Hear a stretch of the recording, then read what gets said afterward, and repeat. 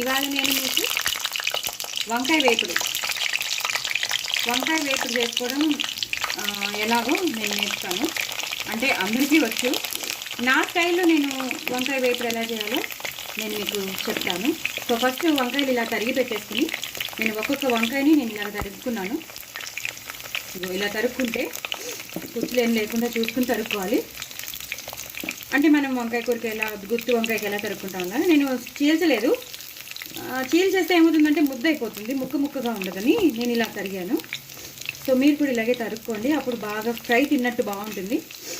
So వీటిని మళ్ళీగా ఇలా వేయించేసేసి దీంట్లోనే మీరు క్యాప్సికమ్ కూడా కలిపేయండి. వంకాయ క్యాప్సికమ్ ఫ్రై అండి, ఇది చాలా చాలా టేస్టీగా ఉంటుంది. నిజం చెప్తున్నాను, మీరు ఒకసారి ట్రై చేయండి. రెండు ఒకటేసారి ఫ్రై చేసేయచ్చు. ఇవి ఒకసారి ఫ్రై బాగా అయిపోయాక అప్పుడు పక్కన పెట్టుకోవాలి. ఆ తర్వాత దీని ప్రొసీజర్ ఉంటుంది. ఫస్ట్ దీన్ని అయితే ఫ్రై చేసి పెట్టుకోవాలి, ఎందుకంటే టైం పడుతుంది కదండి.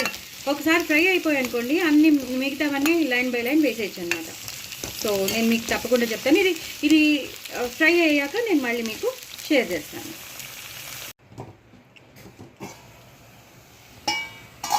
చూసారా, ఇప్పుడు ఇలాగా వేగిపోయాయి అన్నమాట. క్యాప్సికమ్ వంకాయలు కూడా మొత్తం కలర్ మారి ఎంత బాగా వేగాయో చూసారా అండి, ఎంత మెత్తగా సాఫ్ట్గా అయిపోయాయి.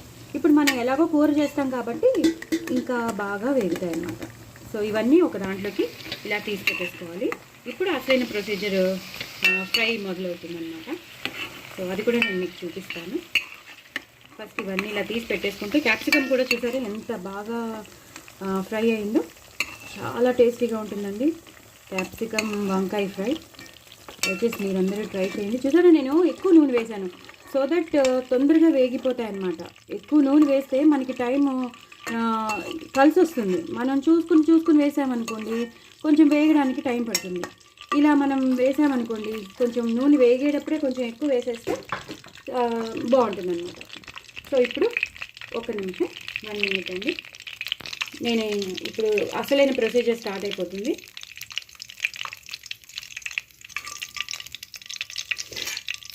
పచ్చిమిరపకాయలు వేసుకోండి.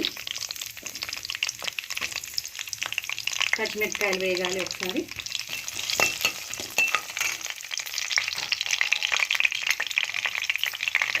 ఇంకేం పప్పులు వేయక్కర్లేదండి, జస్ట్ పచ్చిమిరపకాయలు, కొంచెం జీలకర్ర,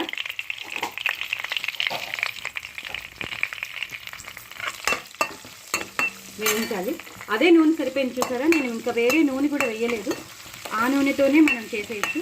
సో ఫస్ట్ వేసుకున్నప్పుడే మీరు నూనె ఎక్కువ వేసేసుకుంటే అదే నూనె పడుతుంది. సో మనకి కరెక్ట్గా ఉంటుంది అన్నమాట కూరకి. యాక్చువల్లీ ఎంత నూనె పడుతుందో అదే నూనె వేసాను నేను. సో వేరే ఇంకా నూనె వేయలేదు, అదే డీప్ ఫ్రై చేసిన నూనెతోనే నేను వేసాను. పచ్చిమిరపకాయలు కూడా వేగిపోయాయండి. ఇప్పుడు ఉల్లిపాయలు వేసుకోవాలి.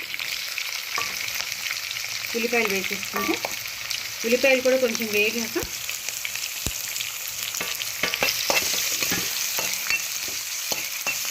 వేయించాలండి.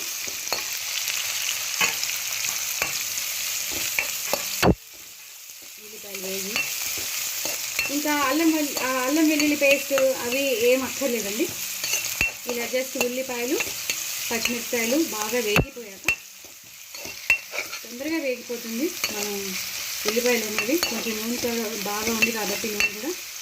సో వేగిపోయింది కదా, ఇప్పుడు మీరు కొంచెం పసుపు వేసుకోండి, ఫ్రై చేయండి. లేదు అల్లం వెల్లుల్లి పేస్ట్ మాకు ఫ్లేవర్ కావాలండి అన్న వాళ్ళు వేసుకోవచ్చు, అక్కర్లేని వాళ్ళు స్కిప్ చేయొచ్చు. మాకు కావాలండి ఆ ఫ్లేవర్ ఉంటేనే మేము తినగలము అని అనుకునే వాళ్ళు వేసుకోవచ్చు. ఎందుకు నేను వేయట్లేదంటే మ్యాక్సిమం మనకి ఆ క్యాప్సికమే మనకి ఫ్లేవర్ ఇచ్చేస్తుంది మొత్తం. సో మనం ఉప్పు కారం కొంచెం వంకాయ పొడి వేసేస్తాం కాబట్టి కూర చాలా టేస్టీగా ఉంటుంది. వేరేది వేయవలసిన అవసరం లేదు. కరివేపాకు వేసేసుకున్నాక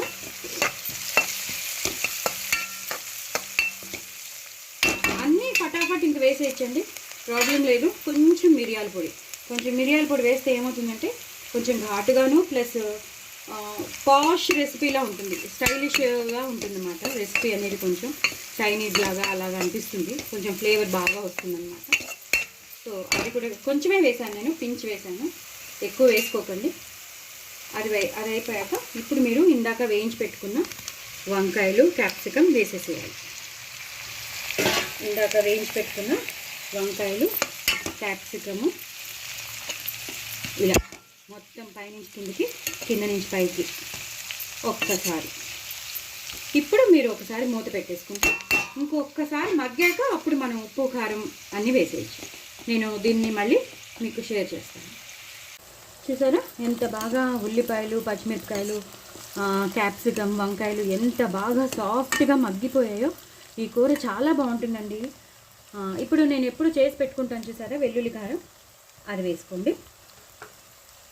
అలాగే 1 స్పూన్ కారం వేసుకోండి. అలాగే 1 స్పూన్ సాల్ట్ వేసుకోండి. ఇవన్నీ వేసుకుని చక్కగా ఫుల్గా మొత్తం అన్నిటికీ, అన్ని ముక్కలకి అంటేటట్టు కదపండి. ఇలా కదిపేశాక అప్పుడు అసలైన ఇంగ్రీడియంట్ మనం ఎప్పుడు వంకాయ పొడికి మనం వంకాయ కూరకి చేసి పెట్టుకుంటాం చూసారా పొడి, దాన్ని 1 2 3 4 5 ఇలా 5 స్పూన్స్ ఈ కూరలో వేసేసేయాలి. లేదు మా దగ్గర వంకాయ పొడి లేదు అంటే జీలకర్ర, ధనియాల పొడి, మనం చేసి పెట్టుకున్న సాంబార్ పొడి, ఏ పొడి ఉంటే ఆ పొడి వేసేసుకోవచ్చు. అస్సలు టెన్షన్ పడద్దు, అయ్యో లేదు కదా అని అస్సలు టెన్షన్ పడద్దండి.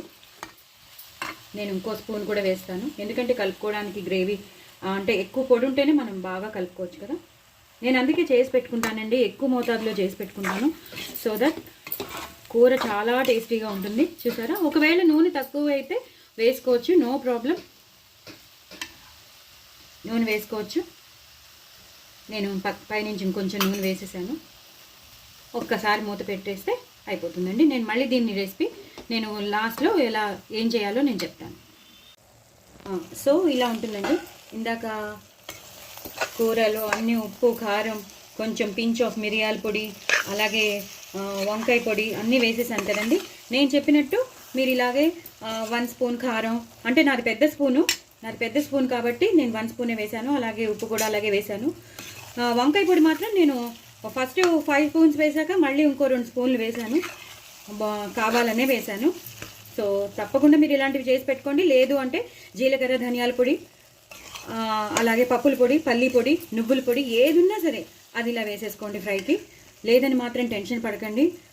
కానీ క్యాప్సికమ్ వంకాయ ఫ్రై మాత్రం సూపర్ ఉంటుంది. ఇంకా వేగిపోయిందని మనకి తెలిసిపోయింది కాబట్టి కొంచెం కరివేపాకు వేసేసి కొత్తిమీరతో గార్నిష్ చేసేసుకుని ఇలా మొత్తం కొత్తిమీర కూడా ఇందులోకి కలిసిపోవాలి. చాలా చాలా టేస్టీ అయిన కూర, వేడివేడి అన్నంలో తింటే బాగుంటుంది, అలాగే చపాతీస్లో కూడా బాగుంటుందండి. సో మీరందరూ తప్పకుండా ట్రై చేయండి. నా ఛానల్ని సబ్స్క్రైబ్ చేసుకోండి, సపోర్ట్ చేయండి. మరిన్ని కొత్త రెసిపీస్తో మీ ముందుంటాను. మీరు కూడా నాకు సపోర్ట్ చేసి నా ఛానల్ని విచ్చాండ్ అయ్యేటట్టు చూడండి. బాయ్ అండి.